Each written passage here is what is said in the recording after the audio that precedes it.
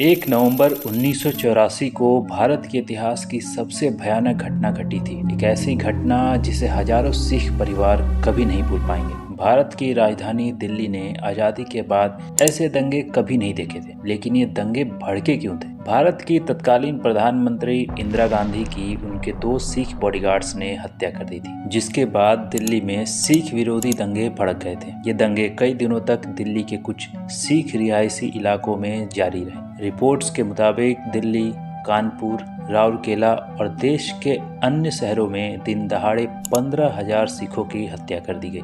अकेले दिल्ली में ही दिन दहाड़े 6 से 7 हजार निर्दोष लोगों की हत्या कर दी गई थी। इनके घरों, दुकानों को जलाया और लूटा गया और इनको मौत के घाट उतार दिया गया। आज के इस वीडियो में हम आपको 1984 के सिख दंगों की पूरी कहानी बताएंगे, तो बने रहें हमारे साथ इस वीडियो के अंत तक। तो चलिए जानते हैं कि आखिर सिख दंगे क्यों हुए और कब क्या क्या हुआ। सबसे पहले हम आपको थोड़ा फ्लैशबैक में लेकर चलते हैं। 70 के दशक से अकाली दल पंजाब को स्वायत्त राज्य बनाने की मांग कर रहा था। 1973 में इसी को लेकर आनंदपुर साहिब प्रस्ताव पारित किया गया। प्रस्ताव में अकाली दल चाहता था कि केंद्र सरकार केवल रक्षा, विदेश नीति, संचार और मुद्रा पर अधिकार को छोड़कर अन्य सभी विषयों पर पंजाब को उसके अधिकार दे दे।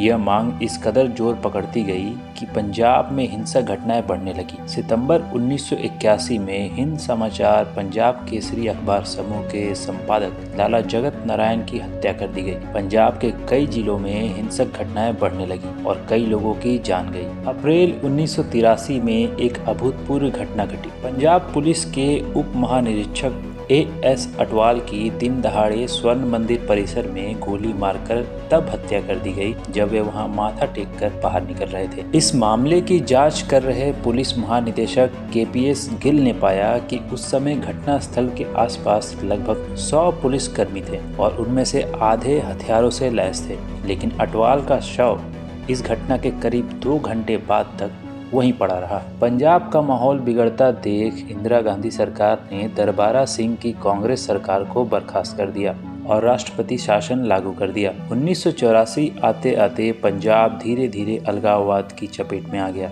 धार्मिक गुरु जरनैल सिंह भिंडरावाले की अगुवाई में अलगाववादियों ने गोल्डन टेम्पल में शरण लेकर तत्कालीन इंदिरा गांधी की सरकार को चुनौती दी। ऑपरेशन ब्लू स्टार से 3 महीने पहले हिंसक घटनाओं में मरने वालों की संख्या 298 हो गई थी। केंद्र सरकार की गोल्डन टेम्पल में अलगाववादियों को बाहर निकालने के लिए 1984 में 1 जून से 6 जून तक सैन्य कार्रवाई करनी पड़ी, जिसे ऑपरेशन ब्लू स्टार का नाम दिया गया। ऑपरेशन ब्लू स्टार में जरनैल सिंह भिंडरावाला समेत कई की मौत हो गई और इस कार्रवाई में स्वर्ण मंदिर के कुछ हिस्सों को भी नुकसान पहुंचा। भिंडरावाले की मौत और अमृतसर के स्वर्ण मंदिर के नुकसान का बदला लेने के लिए तत्कालीन प्रधानमंत्री इंदिरा गांधी की उनके सिख बॉडीगार्ड्स ने 31 अक्टूबर 1984 को हत्या कर दी। रिपोर्ट्स के मुताबिक इंदिरा गांधी की हत्या के बाद भीड़ सड़कों पर उतर आई और खून के बदले खून का नारा लगा रही थी। लाजपत नगर, जंगपुरा, डिफेंस कॉलोनी,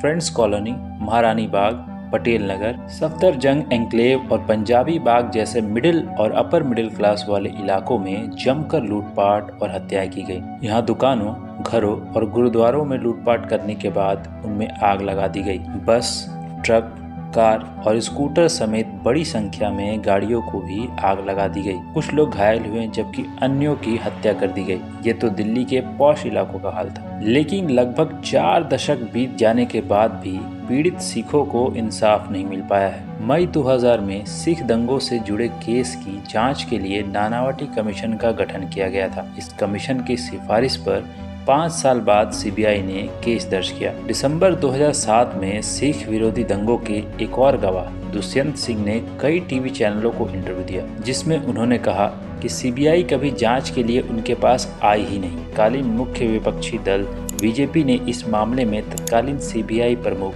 सुरेश पचौरी पर सवाल खड़े किए, लेकिन उन्होंने इस मामले में कुछ भी कहने से इनकार कर दिया था। 1 फरवरी 2010 को ट्रायल कोर्ट ने कांग्रेस नेता सज्जन कुमार, बलवंत खोखर, महेंद्र यादव, कैप्टन भागमल, गिरधारी लाल, किशन खोखर, महासिंह और संतोष रानी को आरोपी के तौर पर समन जारी कर दी है। 30 अप्रैल 2013 को कोर्ट ने सज्जन कुमार को बरी भी कर दिया, जिसके बाद 19 जुलाई 2013 को सीबीआई ने हाई कोर्ट में सज्जन कुमार को बरी किए जाने के खिलाफ अपील की और 22 जुलाई 2013 को हाई कोर्ट ने सज्जन कुमार को सीबीआई की दायर याचिका पर नोटिस जारी किया। 17 दिसंबर 2018 को हाई कोर्ट ने कांग्रेस नेता सज्जन कुमार को दोषी ठहराया और उन्हें उम्र कैद की सजा सुनाई गई। वहीं बाकी के अपराधी बलवान खोखर, भागमल और गिरधारी लाल को उम्र कैद की सजा को बरकरार रखा गया और महेंद्र यादव और किशन खोखर की सजा को अदालत ने 10 साल कर दिया।